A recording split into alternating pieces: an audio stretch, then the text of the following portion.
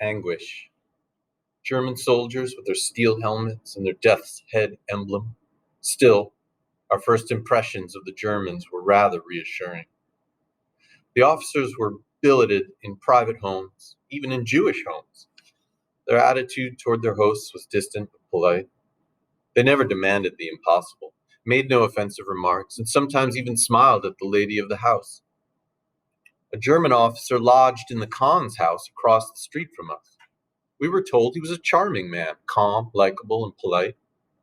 3 days after he moved in, he brought Mrs. Khan a box of chocolates.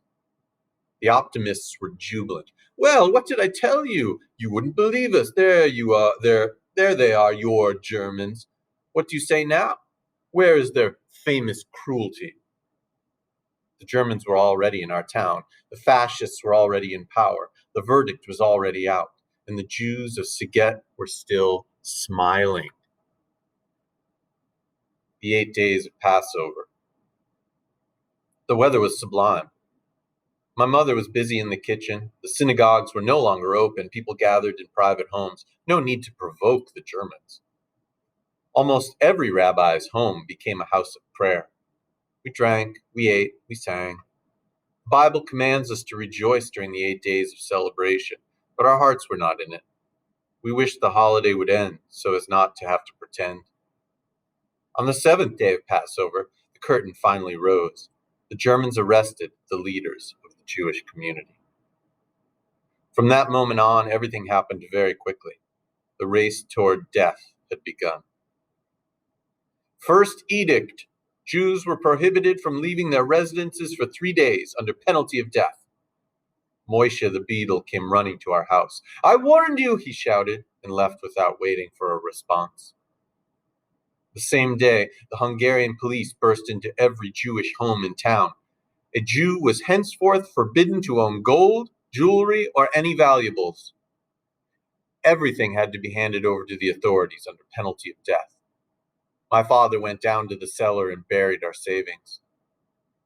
As for my mother, she went on tending to the many chores in the house. Sometimes she would stop and gaze at us in silence. 3 days later, a new decree. Every Jew had to wear the yellow star. Some prominent members of the community came to consult with my father, who had connections at the upper levels of the Hungarian police. They wanted to know what he thought of the situation. My father's view was that it could not be all bleak, or perhaps he just did not want to discourage the others, to throw salt on their wounds. The yellow star? So what? It's not lethal. Poor father. Of what then did you die? But new edicts were already being issued. We no longer had the right to frequent restaurants or cafes, to travel by rail, to attend synagogue, to be on the streets after 6 o'clock in the evening. Then came the ghettos. 2 ghettos were created in Siget. A larger one in the center of town occupied 4 streets, and another smaller one extended over several alleyways on the outskirts of town. The street we lived on, Serpent Street, was in the first ghetto. We therefore could remain in our house. But as it occupied a corner, the windows facing the street outside the ghetto had to be sealed. We gave some of our rooms to relatives who had been driven out of their homes. Little by little, life returned to normal in quotes. The barbed wire that encircled us like a wall did not fill us with real fear. In fact, we felt this was not a bad thing. We were entirely among ourselves. A small Jewish republic. A Jewish council was appointed, as well as a Jewish police force, a welfare agency, a labor committee, a health agency, a whole government apparatus. People thought this was a good thing. We would no longer have to look at those hostile faces, endure those hate-filled stares. No more fear, no more anguish. We would live among Jews, among brothers. Of course, there still were unpleasant moments. Every day, the Germans came looking for men to load coal into the military trains. Volunteers for this kind of work were few.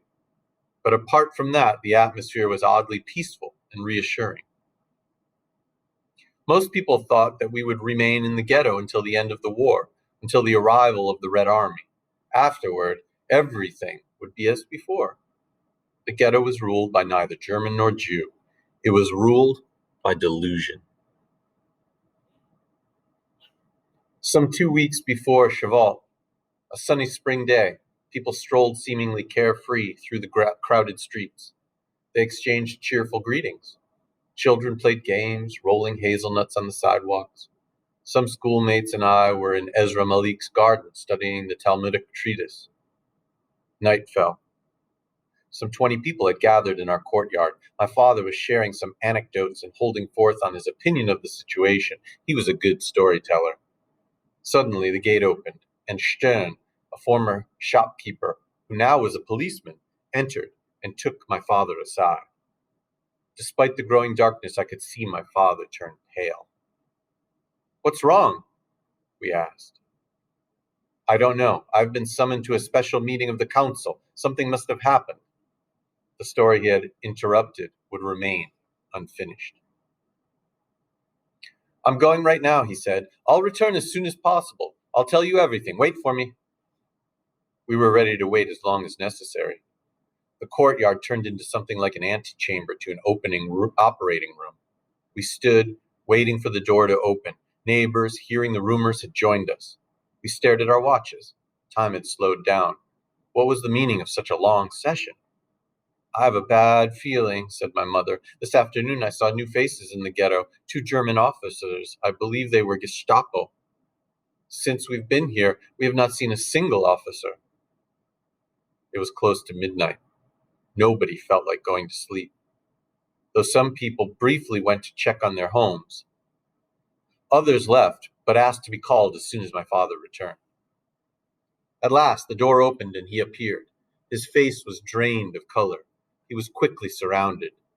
Tell us what's happening. Say something." At that moment, we were so anxious to hear something encouraging, a few words telling us that there was nothing to worry about, that the meeting had been routine, just a review of welfare and health problems. But one glance at my father's face left no doubt.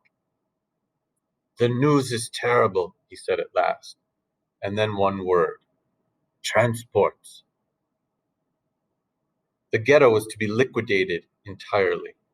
Departures were to take place by street, starting the next day. We wanted to know everything, every detail. We were stunned, yet we wanted to fully absorb the bitter news. "Where will they take us?" That was a secret for all except one, the president of the Jewish Council. But he could not tell. He would not tell, or he could not tell. The Gestapo had threatened to shoot him if he talked. "There are rumors," my father said, his voice breaking, "that we are being taken somewhere in Hungary to work in the brick factories. It seems that here we are too close to the front."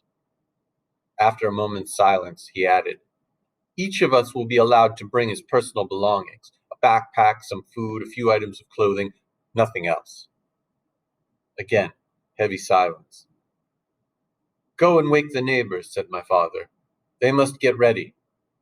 The shadows around me roused themselves as if from a deep and sleep, and it left silently in every direction.